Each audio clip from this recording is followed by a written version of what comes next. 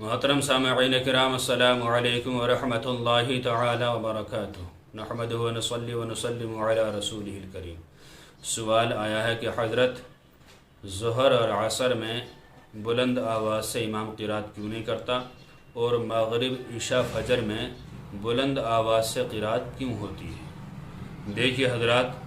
اول اسلام میں جب حضور صلی اللہ تعالی علیہ وسلم نے صحابہ کرام کو نماز پڑھانا شروع کی تو پانچوں وقت کی نمازوں میں قرات بلند آواز سے ہوتی تھی،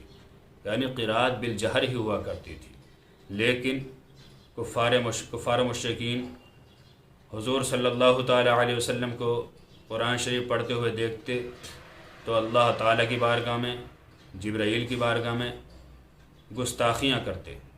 تو اللہ تعالیٰ نے حکم فرمایا، حضور صلی اللہ تعالی علیہ وسلم پر آیت کریمہ نازل فرمائی، وَلَا تَجْهَرْ بِصَلَاتِكَ وَلَا تُخَافِتْ بِهَا بَيْنَ ذَلِكَ سَبِيلًا۔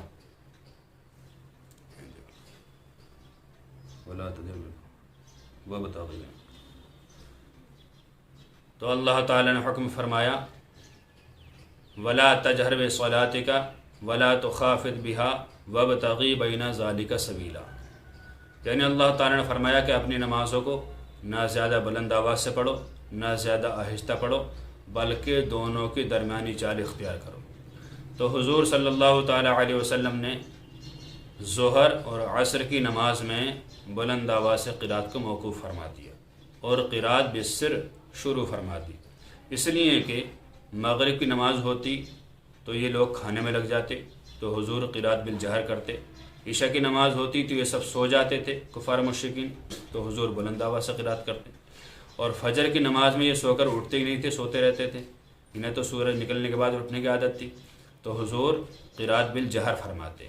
اس طرح ان تینوں نمازوں میں قرات بالجہر رہ گئی،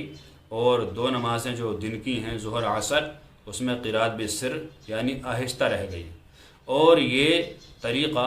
قیامت تک کے لیے قائم ہو گیا کہ مسلمان جب بھی نمازیں پڑھیں اور اس بات کا خیال آئے